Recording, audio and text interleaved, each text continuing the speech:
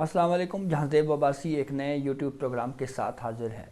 3 خبریں ہیں جس کے اوپر ڈسکس کریں گے. ایک تو خبر یہ ہے کہ پاکستان تحریک انصاف اندرونی طور کے اوپر اختلافات اور پھر اختلافات کے بعد اب استعفے آنا شروع ہو گئے ہیں. بالخصوص جو پنجاب کی پی ٹی آئی کی قیادت ہے وہاں سے استعفے آنا شروع ہوئے ہیں. یہ معاملہ کیا ہے اس کے اوپر ڈسکشن کریں گے. دوسرا موضوع ہمارا ہے بشرا بی بی صاحبہ کی گرفتاری کے لیے نیب کی ٹیم جو ہے وہ خیبر پختونخوا روانہ ہوئی ہے.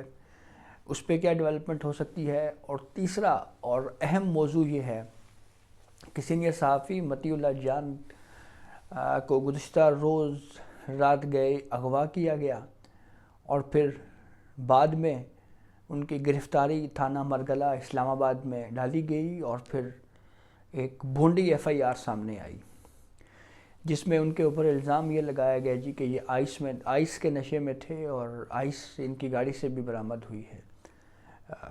پولیس اہلکار کو زد و کوب کرنا، کار سرکار میں مداخلت اور بندوق چھین لینا، اس طرح کے الزامات جو ہیں وہ ایف آئی آر میں لگائے گئے. کورٹ پروسیڈنگ بھی ہوئی. انسداد دہشت گردی کی عدالت کے جج نے کیس سنا. اس کیس میں کیا ہوا اس پہ بھی بات کریں گے. تو سب سے پہلے تو پاکستان تحریک انصاف کی جو پنجاب کی قیادت ہے اس میں جو اختلافات ہیں یا استعفے کیوں آ رہے ہیں اس کے اوپر بات کرتے ہیں. یہ جو حالیہ پاکستان تحریک انصاف کا دھرنا یا احتجاج جس معاملے پہ پی ٹی آئی کی کچھ قائدین کا یہ خیال تھا کہ ہمیں سنجانی میں جو وینیو حکومت دے رہی ہے وہیں تک محدود رہنا چاہیے، وہیں پہ ہمیں رہنا چاہیے، یہ ہمیں فائدہ بھی دے گا اور ہم یہاں بیٹھ بھی سکتے ہیں.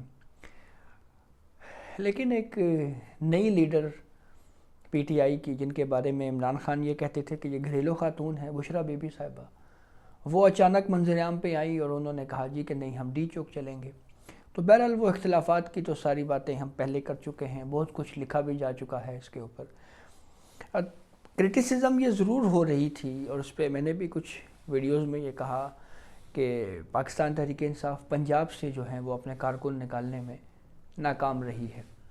تو اب پنجاب کی جو قیادت ہے ان کی جانب سے استعفے آنا شروع ہو گئے ہیں. سیکٹری پاکستان تحریک انصاف سلمان اکرم راجہ انہوں نے ریزائن دے دیا ہے اور کہا ہے کہ یہ میری کچھ ذاتی وجوہات ہیں جس کے سبب میں ریزائن دے رہا ہوں. اسی طرح سے سنی اتحاد کونسل کے حامد رضا جو ہیں وہ بھی ریزائن دے گئے ہیں، لیکن انہوں نے یہ ضرور کہا ہے کہ بھئی ہم پی ٹی آئی چھوڑا نہیں ہے، ہم نے ہماری الگ ایک انٹیٹی ہے سنی اتحاد کونسل کی.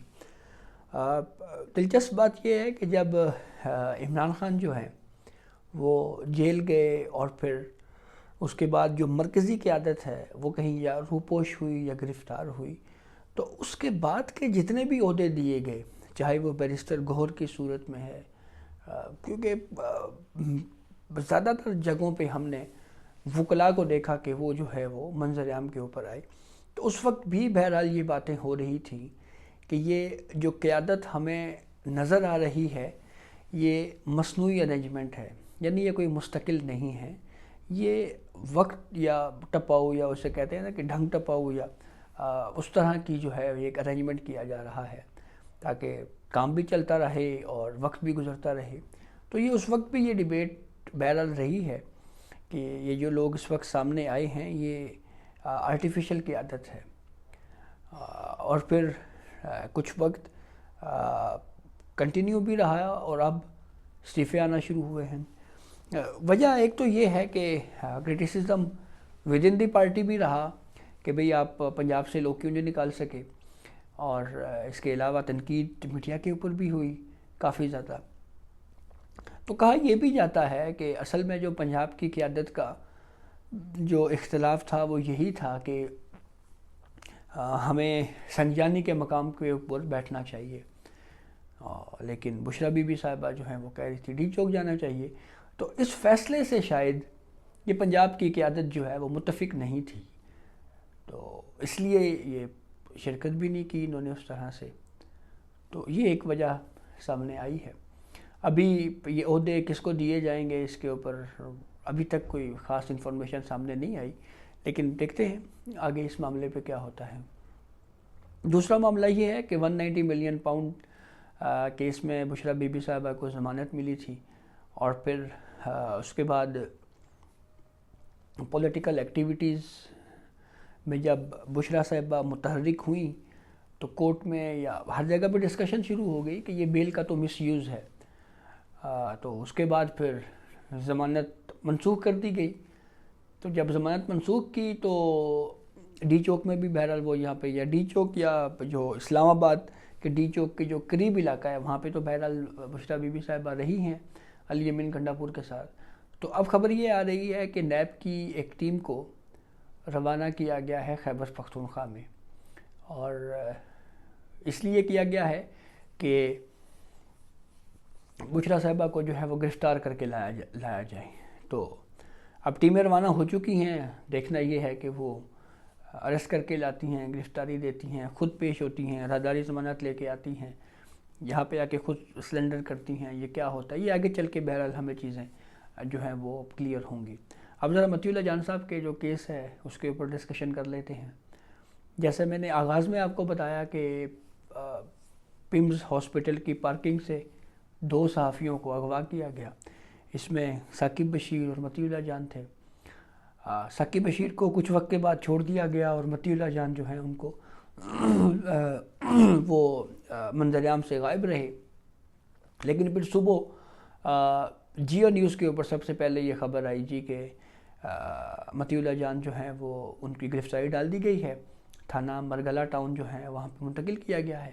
پھر اس کے بعد ایف آئی آر منظر عام پہ آئی، اور ایف آئی آر وہ تھی جس کے اوپر ہر جگہ سے تنقید ہوئی، اور ہونی بھی چاہیے، کہ انتہائی مضحکہ خیز یا بھونڈے انداز میں جو ہے وہ الزامات لگائے گئے ہیں کہ جی وہ آئس بھی برآمد ہوئی، مطیع اللہ جان خود آئس کے نشے میں تھے، زد و کوب کرنے کی کوشش کی پولیس کو، پھر اس کے بعد اسلحہ چھیننے کی کوشش کی، انسداد دہشت گردی کی دفعات بھی لگا دی گئی۔ تو یہ خیر ایف آئی آر کو دیکھ کے تو مجھے وہ رانا ثناء اللہ صاحب کے اوپر جو ایف آئی آر جو منشیات ڈالی گئی تھی اس طرح کی ہی فیلنگ آ رہی تھی اس سے۔ تو بہرحال جب پروسیڈنگ شروع ہوئی تو اصول یہی ہے کہ ایف آئی آر ہو جائے، جب کسی شخص کو گرفتار کیا جائے، ملزم کو گرفتار کیا جائے، تو پھر ودن 24 آور جو ہے 24 گھنٹوں کے اندر اندر جو ہے وہ آپ کو مقامی کورٹ میں اس ملزم کو پیش کرنا ہوتا ہے۔ تو اسی اصول کے تحت پیش کیا گیا، غالباً 3 بجے کا دن ٹائم تھا، مطیع اللہ جان صاحب کو پیش کیا گیا۔ جو پروسیکیوشن کے وکیل تھے ان کی جانب سے جب ریمانڈ کی استدعا کی گئی تو اس پہ جب انہوں نے پڑھا جی کہ یہ جو ہے وہ آئس کے نشے میں تھے اور آئس برآمد بھی ہوئی، تو اس کے اوپر جو ہے وہ کورٹ روم میں کہے لگنا شروع ہو گئے۔ پھر اس کے بعد یہ ہوا کہ جب ریمانڈ مانگا گیا، پہلے کہا گیا جی کہ 30 دن اور پھر کہا گیا جی کم از کم 15 دن ریمانڈ دیں، تو اس پہ پھر جو ڈیفنس کے وکلاء ہیں اس میں فیصل چودھری یعنی مطیع اللہ جان صاحب کے وکیل جو ہیں وہ مطیع اللہ جان صاحب کے بھائی ہیں، وہ بھی انہوں نے بھی آرگیو کیا، اور انہوں نے ایک بات تو بہرحال یہ کہی کہ ایک چیز چلو یہ ہے کہ اس کو جو ہے وہ اس کی گرفتاری ظاہر کی گئی ہے۔ فیصل چودھری صاحب نے بھی اس کے اوپر آرگیومنٹس کیا اور کورٹ کو بتایا کہ یہ جو ایف آئی آر میں جو دفعات لگائی گئی ہیں یہ نہیں بنتی۔ ایمان مزاری نے کورٹ کو یہ کہا کہ یہاں پہ یہ کہہ رہے ہیں جی کہ ہم نے کہ پروسیکیوشن کہہ رہی ہے جی کہ ہم نے یہ بھی دیکھنا ہے جی کہ یہ آئس جو ہے وہ لی کہاں سے گئی تھی، تو فروخت کا تو کوئی الزام ان کے اوپر نہیں ہے۔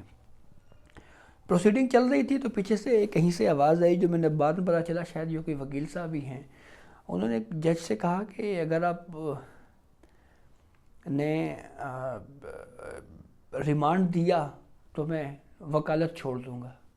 تو اس طرح کی بھی بات ہوئی، بیچ میں کچھ ایسی باتیں بھی ہو رہی تھیں کہ جی وہ اسٹیٹ کی جانب سے گولیاں چلائی گئیں، یعنی اس طرح کی بات کہ جس سے یہ لگے کہ جیسے کوئی یہ اس میں پولیٹیکل ٹچ تھا۔ تو اس کے اوپر جج صاحب نے بھی کہا کہ دیکھیں ادھر سے پھر الزام یہ بھی ہے کہ جو لوگ تھے وہ بھی جو ہے وہ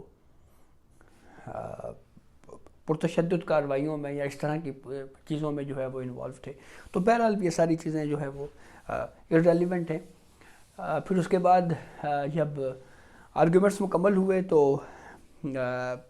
ریکویسٹ کی گئی جی کہ متی اللہ جان صاحب کو ان کے اہل خانہ کے ساتھ جو ہے وہ ملاقات کروائی جائے.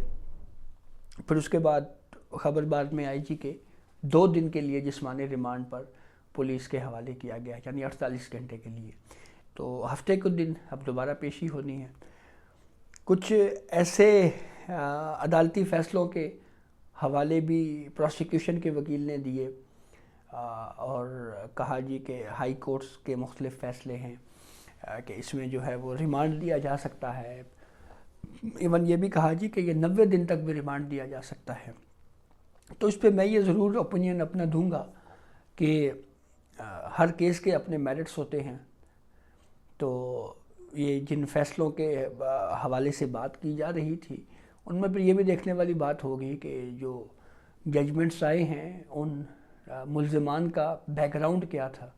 بیک گراؤنڈ سے مراد یہ ہے کہ اگر کوئی اس طرح کے منشیات کے دھندے میں اگر کوئی انوالو ہے اور ایک کچھ ایف آئی آرز ہیں اس کے اوپر، پہلے سے بھی کچھ کرمنل ریکارڈ ہے اس کا، تو اس حوالے سے تو ایک اسٹیبلش کیس ہے. لیکن یہاں پہ تو جو ایف آئی آر کا جو متن ہے وہ جس نے بھی پڑھا اس نے اس کے اوپر تنقید ہی کی ہے. تو اس کی وجہ سے بہرحال مذاق ضرور بنا ہے. تو اب ہفتے والے دن جو ہے وہ اس کے اوپر دوبارہ پروسیڈنگ ہونی ہے. تو دیکھیں پھر اس میں جو ہے وہ جوڈیشل کیے جاتے ہیں یا ان کو ضمانت دے دی جاتی ہے. تو یہ اب تک کی اپڈیٹ تھی جسے ہم نے آپ کو آگاہ کیا. بہت شکریہ.